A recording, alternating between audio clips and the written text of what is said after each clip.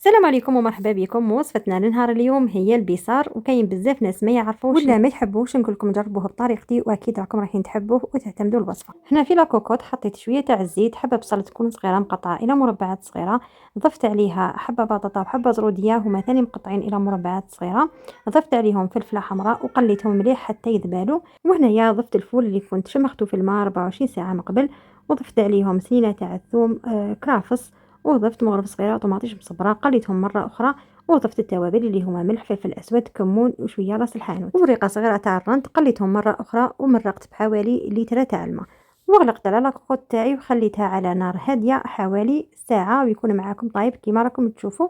يعني جا ما شاء الله طايب زبدة. وهنايا تقدروا تسربيوه كيما راه ولا ترحوه كيما درت انا، كاين اللي يحبوه مرحي وكاين اللي يحبوه هكذا، وفي زوج بنان، وفي الاخير درت له رشه تاع زيت الزيتون ورشه تاع الكمون. وهذه هي الوصفه تاعنا تاع نهار اليوم. ننصحكم تجربوا هذا البيصار اللي يجي بزاف بزاف بنين، وحتى اللي ما ياكلش الفول راح ياكلوا بهذه الطريقه. وما بقى لي غير نقول لكم تهلاو في رواحكم ونتلاقاو في وصفات قادمه ان شاء الله.